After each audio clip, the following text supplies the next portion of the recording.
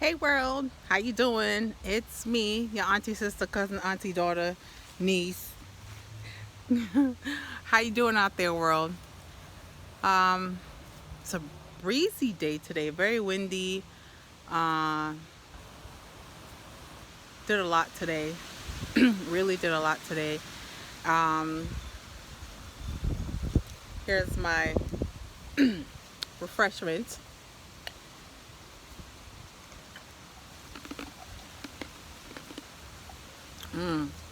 I love ice. And see, I kind of hold on. I'm doing this wrong. How do I do? Anyway, it's crushed, so it's softer. Um, So anyway, how y'all doing? I just wanted to talk about this situation with Texas and Louisiana and some of these states that are going through. They are going through. You have your northern states that are just cold anyways because it's that time of the year for them to be cold, and a lot of black ice, a lot of accidents. Black ice, as I come to understand, is when there's just ice on the road, but it's so clear you can't see through it. So everything just looks black, and you think, oh, all is well, all is clear, but it really isn't. I think that's what black ice is. I don't know, Google it. Um, but then there are snowstorms. Uh, the road is just completely slippery. And Texas and Louisiana, what's been happening is that it's so cold that the pipes are freezing, and because the pipes are freezing, they burst. And once the pipes burst, then you have water coming in from the roofs, from the side of the walls, from everywhere, and people's houses are being flooded. To top it all off, there is there's no heating. So what the state of Texas did was they turned off the electricity. So there's no heat, there's no light, there's nothing to cook on, make food or anything. Whatever's in the refrigerator is going bad. So you have people literally taking their food outside the refrigerator and putting it in the snow to keep cool so they won't lose their groceries. To top it off, don't forget we're in a pandemic right now. We are in a pandemic, not an epidemic, but a pandemic, where people's hours for work have been cut. People have lost jobs, still can't pick up jobs. I mean, if you go on any of these sites, there are tons of companies hiring, hiring, hiring. But when you apply, no one calls you back. Or they do call you back, you get a generic email reply that says that that position was filled. They decided to move forward with someone else, and you're thinking, what? I know someone who reapplied at a job that she worked before, reapplied, so she knows the job, knows the position, knows everything, had an interview, and then was denied the work. And it was like, why? Oh, because we found someone more qualified than a former employee who knows the job, who knows the deadlines, who knows the system, who knows. So anyway, this is what's happening. And but moreover, the state of Texas, where their senator, and you know who that is, decided that I'm just gonna go to Mexico because it's warm and we're freezing. So while his constituents are in a dire emergency, they're freezing, they're dying. There are people who died from hypothermia, and people who have generators have passed away because of carbon monoxide poisoning from these generators. So yeah, instead of staying there with his constituents, he decided to leave and go to Mexico. Um, in one interview, I saw him, and he was saying that, well, his daughter had pre-planned it and wanted to go to Mexico with her friends. So, way to go, throwing your daughter under the bus.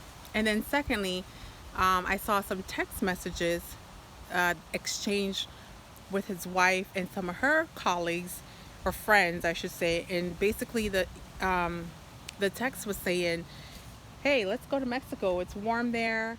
The hotels are cheap. Of course, they're cheap. Nobody's going because we're in a pandemic. Nobody has money to go on vacation. So she's taking advantage of the fact that she has money, and there's tons of vacancy in Mexico, and it's warm. So she's like, whoever wants to join this group, and let's go to Mexico. Yeah.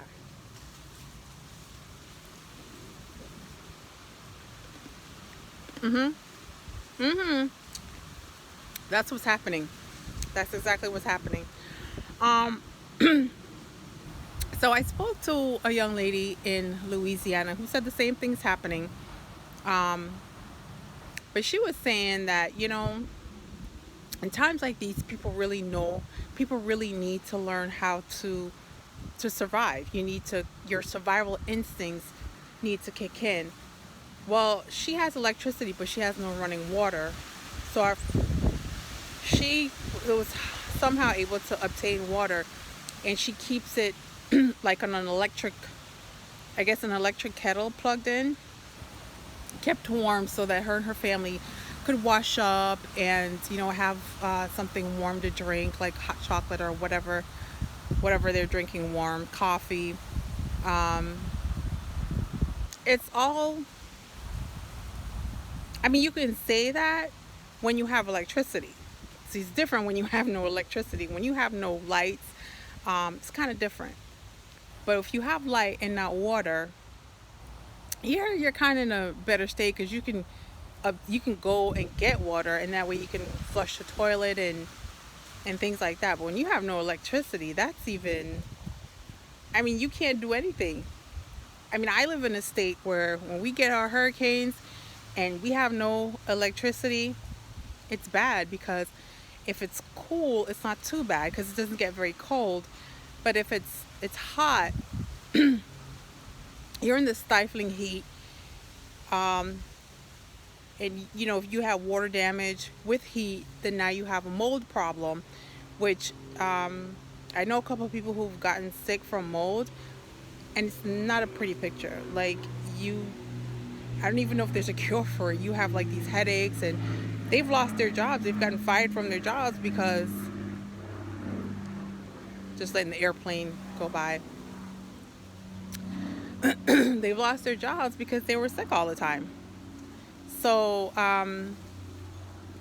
yeah. But when the whole thing is, I get it. Like, we're in a technological age, and we rely a lot on technology, which I don't think it's a bad thing because we have to keep up. We have to keep up with all these other countries that are ahead of us. So I don't think it's necessarily a bad thing. But yeah, it's also good to know, and it's good to like go back to maybe the old school, go back to the basics and learn some survival skills, which completely, I'm in complete agreement with that. Like, I remember one hurricane that we had no electricity, and we're able to get some bricks. We had some bricks, and found, just driving around in like some of these warehouses,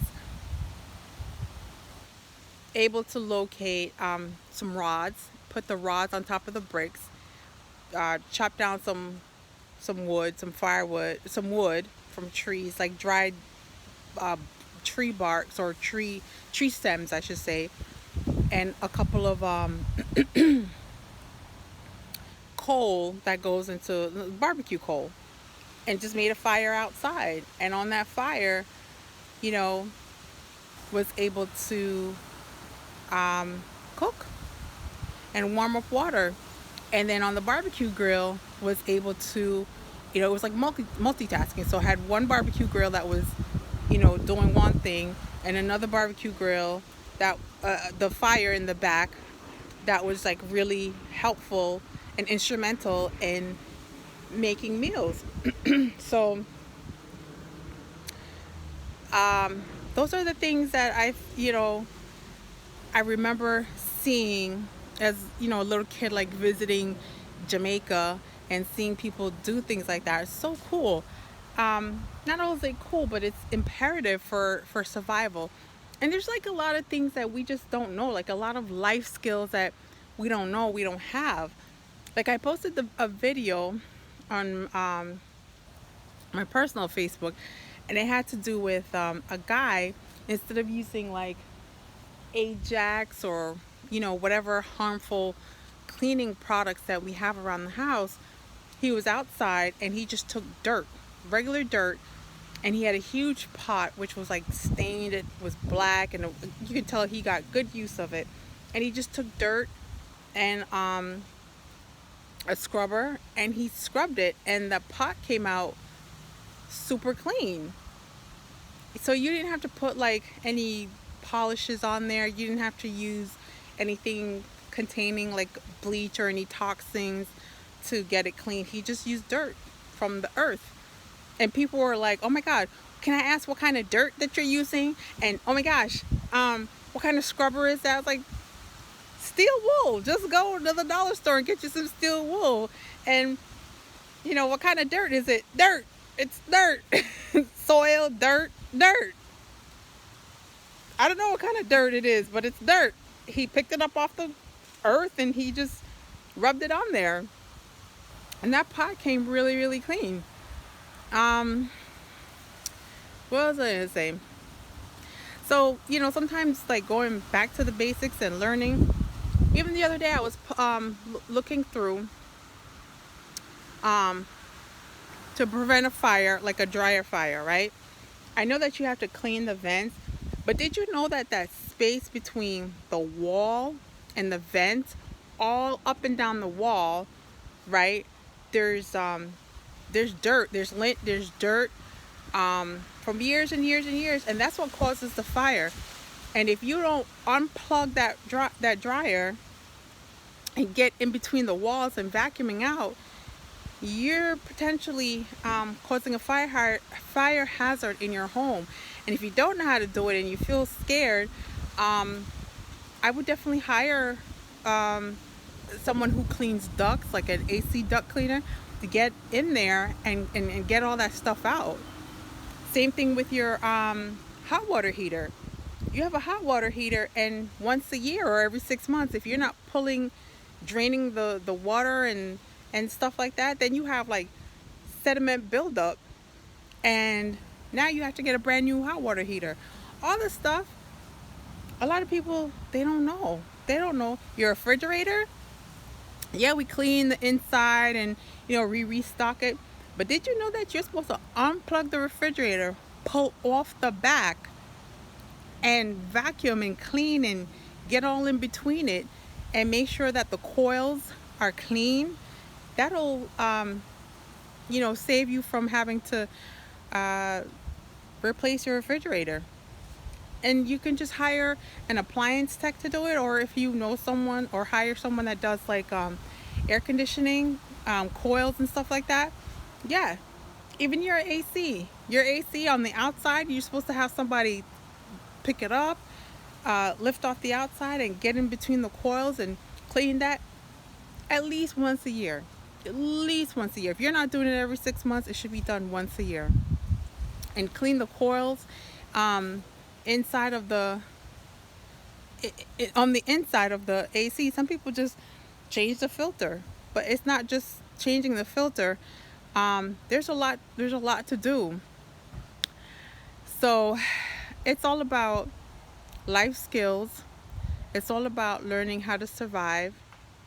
Don't let me get started on growing your own provisions, growing your mints and your herbs. That'll help you as far as like medicinal purposes as well. You grow your own herbs and like your mints and things like that. And oh, there's so many. There's a agave, guinea hen weed, um, peppermint, lemongrass. I have a few of those. Ginger, things like that. It's all about life skills and um, learning how to survive when things are, you know, when things are scarce and when you're in, when things are detrimental. I don't know about those people in Texas. I mean, I think it was like 2 or 3 days and they had the electricity turned on.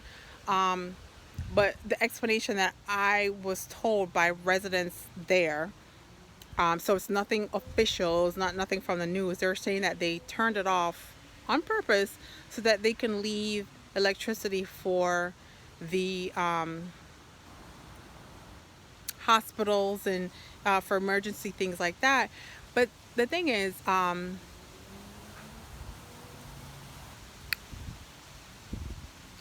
so the problem is that there's like a private company that was delivering electricity to some of the residents, right? So that private company is the company that was doing this. Um, so now, with people that have passed away and everything, it seems that they might be brought up to charges, with people dying.